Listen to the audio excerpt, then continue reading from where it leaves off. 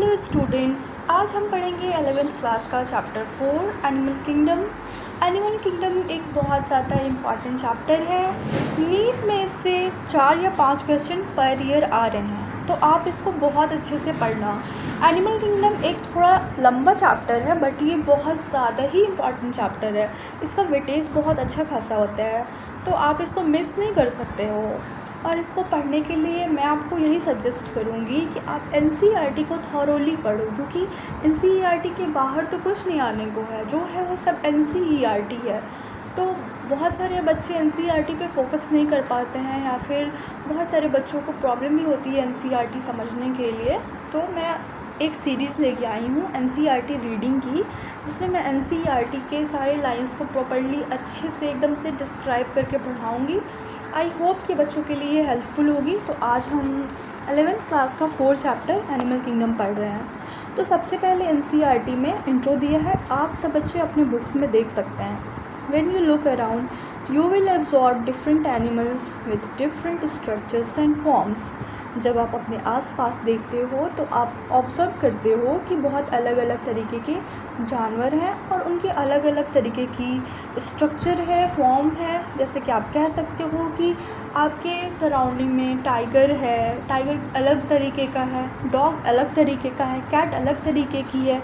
तो फिर अलग अलग तरीके के एनिमल्स हैं, क्योंकि हम कौन सा चैप्टर पढ़ रहे हैं, किंगडम एनिमल किंगडम पढ़ रहे हैं, एनिमेलिया के बारे में पढ़ रहे हैं। तो हमारा इसमें बेसिकली एनिमल्स के बारे में ही हमें पढ़ना है। Next line is as over a million species of animals have been described till now, the need for classification becomes all the more important.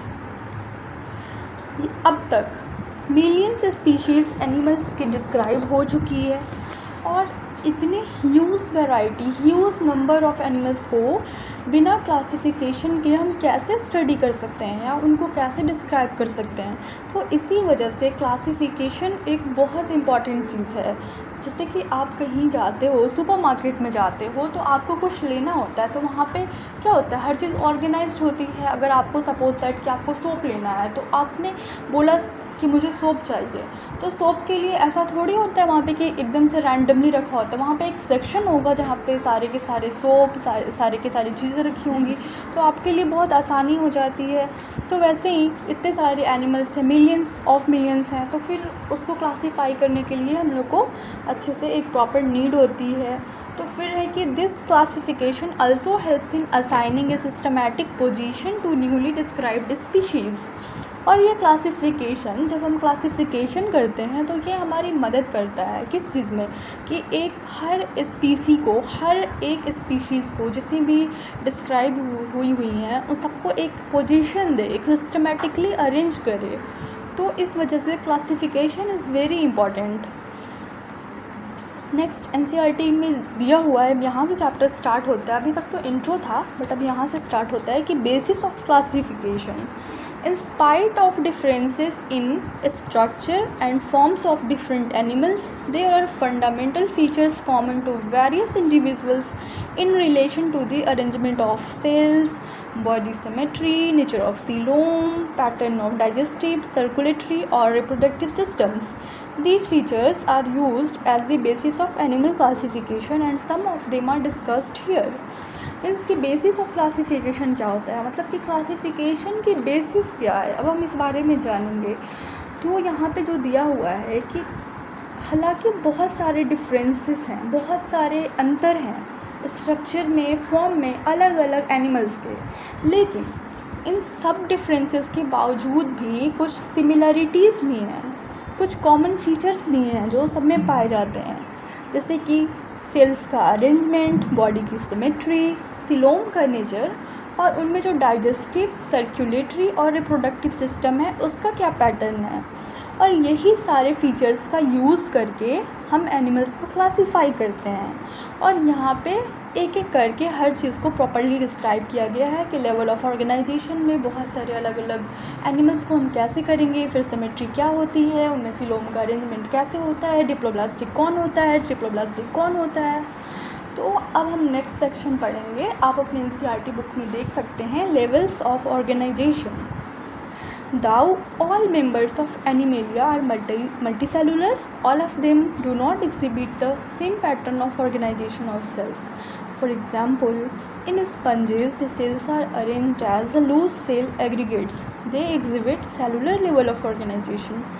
हालांकि इसका मतलब हुआ कि सारे मेंबर्स जो एनिमेलिया के हैं वो मल्टी सेलुलर हैं। आप तो जानते ही होंगे बचपन से कि एनिमल्स क्या होते हैं, मल्टी सेलुलर होते हैं। तो ये सब के सब जितने भी एनिमल किंगडम में हम एनिमल्स को स्टडी करने वाले हैं वो सब मल्टी सेलुलर होते हैं, लेकिन इनमें जो सेल्स की जो ऑर्गेनाइजेशन होती है वो सिमिलर नहीं होती है, एक जैसी नहीं होती है।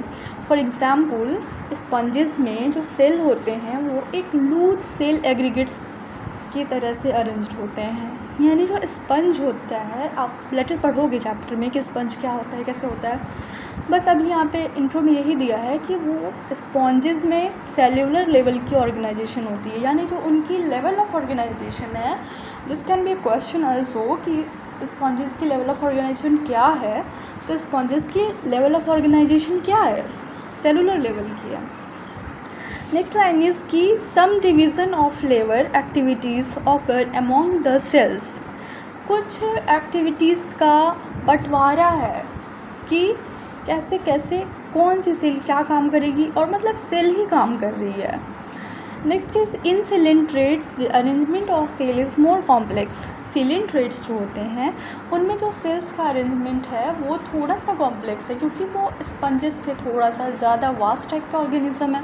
तो आप यहाँ पे देखेंगे कि एनसीईआरटी बताती है कि जो सिलेंट्रेट्स हैं उनके अंदर जो सेल का अरेंजमेंट है वो बिट कॉम्प्लेक्स है।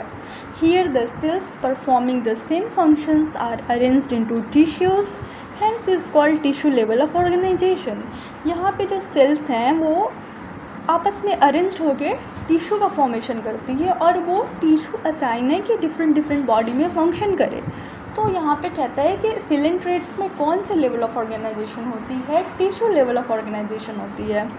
Still higher level of organisation that is organ level is exhibited by members of platyhelminthes and other higher phyla where tissues are grouped to form organs.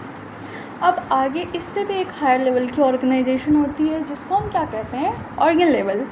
तो वो ऑर्गन लेवल ऑर्गेनाइजेशन किस किस phylum में पाई जाती है, प्लेटीहेल्मिन्थ्स, और जो आने वाले अदर हायर फाइला है उसमें।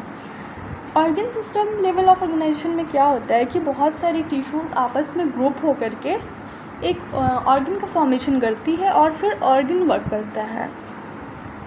Next line is in animals like annelids, arthropods and molluscas and echinodermatas and chordates, organs have associated to form functional system. Each system concerned with a specific physiological function. This pattern is called organ system level of organization. अब हम अभी तक तो organ system पढ़ रहे थे, मतलब organ level of organisation पढ़ रहे थे, बट जो आगे के एनिमल्स हैं, जो आगे के फाइलम्स हैं, जैसे कि एनेलिडा है, आर्थ्रोपोडा है, मोलस्का है, इकोनोडर्माटा है और चॉर्डाटा है, इसमें जो ऑर्गन्स हैं वो भी आपस में मिल करके एक सिस्टम बनाती हैं, ऑर्गन सिस्टम बनाती हैं, जो कि एक स्पेशल फिजियोलॉजिकल फंक्शन को वो एग्जिबिट करता है। और इस तरीके के pattern, and this pattern is called organ system level of organisation. Organ systems in different group of animals exhibit various patterns of complexities. For example, the digestive system in Platyhelminthes has only a single opening to the outside of the body that serves as both mouth and anus. तो ये जो organ system का जो organisation है अलग अलग animals में अलग अलग तरीके के कॉम्प्लेक्सिटीज़ के साथ है, पैटर्न्स के साथ है। जैसे कि एनसीईआरटी के इंट्रो में थोड़ा सा एक एग्जांपल के तौर पे दिया गया है कि जो डाइजेस्टिव सिस्टम है प्लेटीहेल्मिन्थेस का वो क्या है, किस टाइप का है। तो उसके बारे में लिखा है कि the digestive system in Platyhelminthes has only single opening, एक ओपनिंग है बॉडी के बाहर जो कि उसके माउथ और एनस दोनों के ज़रिए से एक्ट करता है, and is hence called incomplete. तो वहाँ पे ऐसा नहीं है कि माउथ के लिए अलग ओपनिंग है और एनस के लिए अलग। प्लेटीहेल्मिन्थेस का जो डाइजेस्टिव सिस्टम है वो एक सिंगल ओपनिंग से होता है जो कि बॉडी के आउटसाइड में जाता है, और वही उसका माउथ भी है और वही उसका एनस भी है, and hence is called incomplete. तो एक क्वेश्चन आ सकता है आपके नीट में कि प्लेटिहेल्मिन्ट्स में कौन सा टाइप का डाइजेशन है, तो उसमें हम लोग लिखेंगे कि उसका जो डाइजेस्टिव सिस्टम है वो क्या है, इनकम्प्लीट है। एक complete digestive system has 2 opening, mouth and anus. और जो कंप्लीट डाइजेस्टिव सिस्टम होता है वो क्या होता है, वो ऐसा सिस्टम होता है जिसमें माउथ और एनस दोनों हो, 2 ओपनिंग्स हो। सिमिलरली द सर्कुलेटरी सिस्टम में B of 2 types.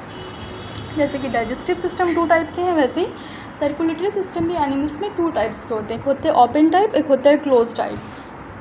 Open type in which the blood is pumped out of the heart and the cells and tissues are directly bathing it. Open type होता है कि blood heart से pump होता है और sales और tissue में directly चला जाता है, मतलब कि उसमें कोई organised vessels, blood vessels, veins या वेनलेट्स ऐसी कुछ चीज़ें नहीं होती हैं। हालांकि क्लोज टाइप में क्या होता है कि close type in which the blood is circulated through a series of vessels of varying diameters, arteries, veins and capillaries. Close type में ब्लड को सर्कुलेट करने के लिए वेसल्स की ज़रूरत पड़ती है, ब्लड वेसल्स की, जिसके डायमीटर्स अलग होते हैं। जैसे कि आर्टरीज होती है जो थोड़ी सी वाइडन होती है, और वेन्स होते हैं, कैपिलरीज जो थिन होती है। तो इस सीरीज से होकर के इस सर्कुलेशन इस तरीके से होता है कि उसको वेसल्स की, ब्लड वेसल्स की नीड होती है। हालांकि ओपन टाइप में ऑर्गन और जो भी सेल्स है सब डायरेक्टली, टिश्यू सब उसमें डायरेक्टली बाथ रहे हैं, तो इसमें कोई मतलब ऐसे क्लोज टाइप का नहीं है, ओपन टाइप का है। इस तरीके से ख़त्म होता है। और अब हम नेक्स्ट लेक्चर में पढ़ेंगे सिमेट्री के बारे में।